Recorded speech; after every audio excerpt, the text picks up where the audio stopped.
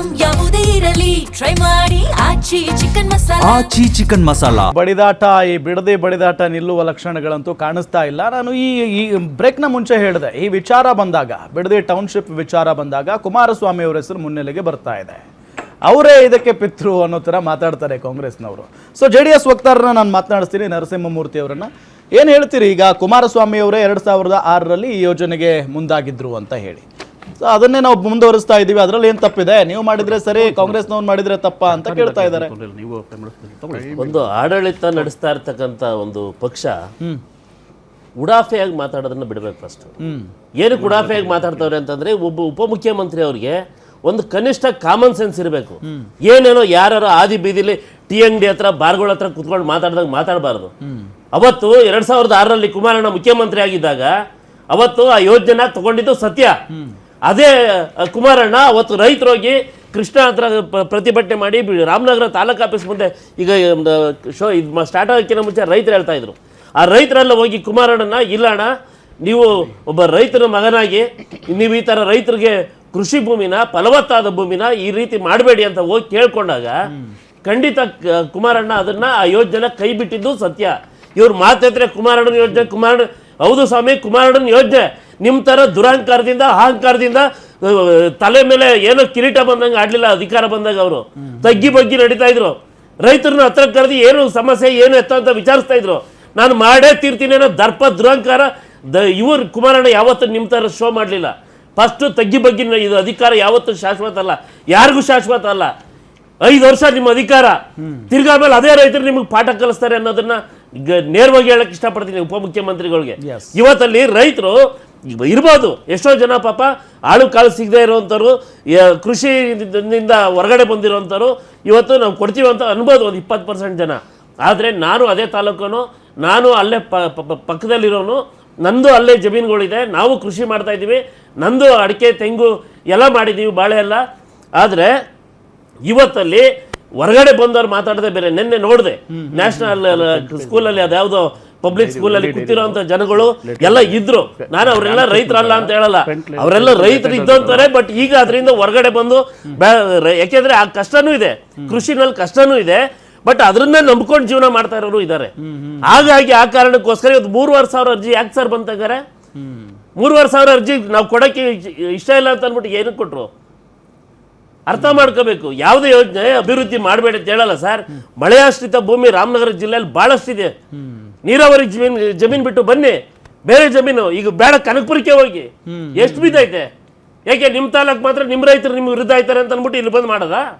ಮಾಡಿ, ನಿಮಗೆ ತಾಕತ್ತಿದ್ರೆ ಕನಕಪುರದಲ್ಲಿ ಯಾವುದೋ ಕೃಷಿ ಭೂಮಿನ ಅಕ್ವೈರ್ ಮಾಡಿ ನೋಡೋಣ, ನಿಮ್ಗೆ ತಾಕತ್ತಿದ್ರೆ.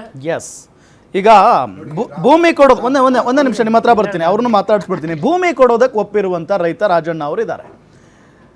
80% ಜನ ರೈತರು ಭೂಮಿ ಕೊಡೋದಕ್ಕೆ ಒಪ್ಪಿದಾರಂತೆ. ನೀವು ಯಾವ ಕಾರಣಕ್ಕೆ ಒಪ್ಪಿದ್ದೀರಾ? ಅದು ಒಳ್ಳೆ ಭೂಮಿ, ಕೃಷಿ ಭೂಮಿ. ಸರ್, ತಮ್ಮಲ್ಲಿ ಒಂದು ವಿನಂತಿ. ಈಗ ನಮ್ಮ ನರಸಿಂಹಮೂರ್ತಿ ಅವರು ಮಾತಾಡಿದ್ರು, ಕುಮಾರಣ್ಣ ಅವರು 2006ರಲ್ಲಿ ಪ್ರಾಜೆಕ್ಟ್ ಮಾಡೋದು ಅಂತ. ಕುಮಾರಣ್ಣ 2006ರಲ್ಲಿ ಏನಕ್ಕೆ ಪ್ರಾಜೆಕ್ಟ್ ಮಾಡಿದ್ರು? ಯಾರು ಕೇಳಿದರು ನಿಮ್ಮನ್ನ ಪ್ರಾಜೆಕ್ಟ್ ಮಾಡಿ ಅಂತ? 5 ಟೌನ್ಶಿಪ್ನ ನೀವು ಘೋಷಣೆ ಮಾಡಿರಲ್ಲ, ಯಾರು ನಿಮ್ಮನ್ನ ಕೇಳಿದರು? ಬೆಂಗಳೂರಿನ ಅವತ್ತು ಅದನ್ನೇ ಮಾಡಿ ನರಸಿಂಹಮೂರ್ತಿ ನೀವು ಮಾತಾಡಿ ನಾನು ಕೂತಿರ್ಲಿವಾ? ಕೂತ್ಕೊಳ್ಳಿ. 2006ರಲ್ಲಿ ನಿಮ್ಗೆ ಯಾರು ನಾವು ಹೇಳಿದ್ವಾ? 5 ಟೌನ್ಶಿಪ್ ಅನೌನ್ಸ್ ಮಾಡ್ಬಿಟ್ರಿ. 5 ಟೌನ್ಶಿಪ್ ಅನೌನ್ಸ್ ಮಾಡಿದ್ರು. ಈಗ ಯಾರು ಹೇಳಿದಾರಣ್ಣ? ಕ್ಯಾಬಿನೆಟಲ್ಲಿ ಅಪ್ರೂವ್ ತೊಗೊಂಡಿದ್ರೆ ಅವತ್ತಿಗೆ ಏನೂ ಇಲ್ಲ. ನೀವು DLF ಕಂಪ್ನಿಗೆ ಮರ್ಜ್ ಆಗಿ 300 ಕೋಟಿ ದುಡ್ಡನ್ನು ಹಾಕ್ಸಿದ್ರಿ ಕುಮಾರಸ್ವಾಮಿ ಅವರೇ. 300 ಕೋಟಿ ದುಡ್ಡು DLF ಮಾಡಿದ್ರು, ಅದಕ್ಕೆ ಕ್ಯಾಬಿನೆಟ್ ಅಪ್ರೂವಲ್ ತೊಗೊಂಡಿದ್ದೀರಾ? ನೀವು ಇಂಡಿಪೆಂಡೆಂಟಾಗಿ ಮಾಡಿದ್ರಿ. ನಾವು ಒಂದು ಹೋರಾಟ ಮಾಡಿದ್ದೀವಿ ಯಾವತ್ತು 2006-7 ಒಂದು ಹೋರಾಟ ಮಾಡಿದ್ವಿ. ಒಂದೇ ಹೋರಾಟಕ್ಕೆ ಅವರು ಕುಮಾರಸ್ವಾಮಿ ಅವರು ಒಂದು 50 ಜನ ರೈತರು ಕೃಷ್ಣಾಗಿ ಬನ್ನಿ ಅಂತ ಕರೆಸಿದ್ರು. ಚರ್ಚೆ ಆಯಿತು.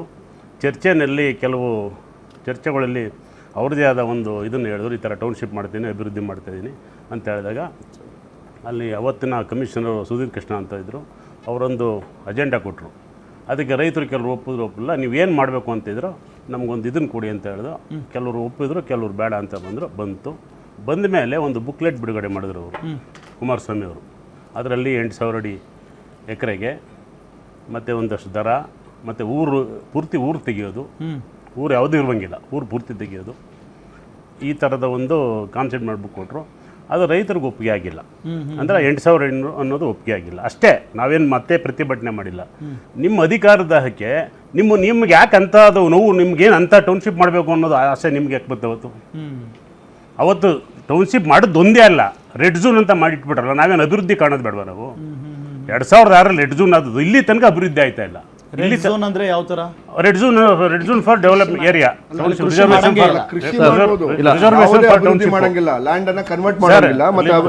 For township. ಯಾವುದೇ ಕನ್ವರ್ಷನ್ ಆಗಲ್ಲ. ನಿಮ್ದೊಂದು ಹಾಲಿನ ಡೈರಿ ಪರ್ಮಿಷನ್ಗೂ ಸಿಗಲ್ಲ. ಯಾವ ಇಂಡಸ್ಟ್ರಿ ಕಟ್ಟಬೇಕಾದ್ರೂ ಆಗೋದಿಲ್ಲ. ನಿಮ್ಗೆ ಯಾರು ಹೇಳಿದ್ರು? ನಮ್ಮ ರೈತ ಜೊತೆ ನೀವು ಯಾಕೆ ಚೆಲ್ಲಾಟ ಆಡಿದ್ರೆ ಇವತ್ತೊಂದು ಬುಟ್ಟಾಕಿ? ಮತ್ತೆ 2020 ತನಕ ಅವರು ಯಾರು ಇದ್ರ ಬಗ್ಗೆ ಚಕಾರ ಇತ್ತಿಲ್ಲ. ಬಟ್ ಬಂದು ಗೌರ್ಮೆಂಟ್ಗಳೆಲ್ಲ ಚರ್ಚೆ ಮಾಡವ್ರೆ ಇದ್ರ ಮೇಲೆ, ಇದು ಮಾಡಬೇಕು ಅಂತ ಚರ್ಚೆ ಮಾಡವ್ರೆ. ರೈತರು ಯಾರು ವಿರೋಧ ಮಾಡಿಲ್ಲ. ಇವತ್ತಾಗೋಯ್ತು, ನಾಳೆ ಆಗೋಯ್ತು, ಒಂದೊಂದು ನ್ಯೂಸ್ಗೂ ರೈತರು ಅದ್ರ ಕಡೆ ಬೆಂಬಲ ಕೊಟ್ಕೊಂಡೇ ಬಂದರು. ಬಟ್ ಯಾರೂ ಹೋರಾಟ ಮಾಡಿಲ್ಲ. ಮತ್ತು 2000 ಕುಮಾರಸ್ವಾಮಿ ವಿರೋಧ ಪಕ್ಷ ನಾಯಕರಾದರು, ಬೇರೆ ಬೇರೆ ಹುದ್ದೆ ಅನುಭವಿಸಿದ್ರು. ಯಾರೂ ಕೂಡ ಕುಮಾರಸ್ವಾಮಿ ಅಲ್ಲಿಂದ ಇಲ್ಲಿ ತನಕ ಇದ್ರ ಬಗ್ಗೆ ಚಕಾರ ಎತ್ತೇ ಇಲ್ಲ, ಈ ಟೌನ್ಶಿಪ್ ಬೇಡವೇ ಬೇಡ ಅಂತ. ಬಟ್ ರೈತರಲ್ಲಿ ಗೊಂದಲ ಆಗಲೇಬೇಕು ಅನ್ನೋದು ಜಾಸ್ತಿ ಒತ್ತಡ. ಇದು ಇವತ್ತು ಪ್ರತಿ ದಿವಸ ವರ್ಕೌಟ್ ಆಗೋದು ಅದೆಲ್ಲ. ಅದು ಸುಳ್ಳು ಏನೋ ನನ್ನ ಅವಶ್ಯಕತೆ ಇಲ್ಲ. ನಾವು ಇವತ್ತು ಜಮೀನ್ದಾರ ವ್ಯವಸಾಯಗಾರನೇ, ಅವತ್ತು ವ್ಯವಸಾಯಗಾರನೇ. 2019 ಮತ್ತೆ ಕುಮಾರಸ್ವಾಮಿ 2008 ಮುಖ್ಯಮಂತ್ರಿ ಆದರು. ಅವತ್ತು ನಿಮ್ಗೆ ರೈತರು ನಿಮ್ಮ ಶಾಸಕರೇ ರೈತನ ಕರ್ಕೊಂಡು ಹೋಗವ್ರೆ ವಿಧಾನಸಭೆಯಲ್ಲಿ. ಅಣ್ಣ ಈ ಟೌನ್ಶಿಪ್ ದಯವಿಟ್ಟು ಇದ್ರ ಬಗ್ಗೆ ತೀರ್ಮಾನ ತಗೊಳ್ಳಿ ಅಂತ. ಅವ್ರಿಗೇನು ಹೇಳಿದಿರಿ ನೀವು? ನಾನು ಇದು ನನ್ನ ಕನಸನ್ನು ಕೂಜಿದ್ದು ಯಾವುದೇ ಸತ್ಯ ಇಲ್ಲ, ಇದು ಯಾವುದು ನಿಜವಾದ ಸತ್ಯ. ಇದು ನನ್ನ ಕನಸನ್ನು ಕೂಸು ನಾನು ಮಾಡೇ ಮಾಡ್ತೀನಿ ಅಂತ. ನಿಮ್ಗೆ 2018 ಕುಮಾರಸ್ವಾಮಿ ಅವರು ಹೇಳಿ ಮುಖ್ಯಮಂತ್ರಿ ಆಗಿದ್ದಾಗ ಶಾಸಕರು ಹೋಗಿದ್ದಾರೆ. ಮಂಜು ಬೇಕಾದ್ರೆ ನಾನು ಅದರಲ್ಲಿ ಸುಳ್ಳು ಹೇಳ ಬೇಕಾದ್ರೆ ಯಾವುದೇ ಸತ್ಯ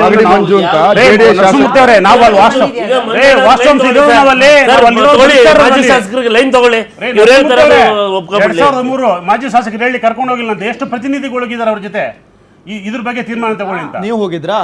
ನಾವು ಇಲ್ಲ, ನಾವು ವಿರೋಧ ಪಕ್ಷ ನಾವು ಹೋಗಿಲ್ಲ, ನಾವು ಕಾಂಗ್ರೆಸ್ ಯಾರೋ ಹೇಳಿದ್ದು ನೀವು ಕೇಳಿಸ್ಕೊಂಡು? ಅಲ್ಲ, ಮಾಜಿ ಶಾಸಕರು ಹೋಗಿದ್ದಾರೆ. ಇವಾಗ ಮಾಜಿ ಶಾಸಕರು ಅವರೇ ಕರ್ಕೊಂಡು ಹೋಗಿದ್ದಾರೆ. ನಮ್ಮ ಲೋಕಲ್ ಲೀಡರ್ ಹೋಗಿದ್ದಾರೆ.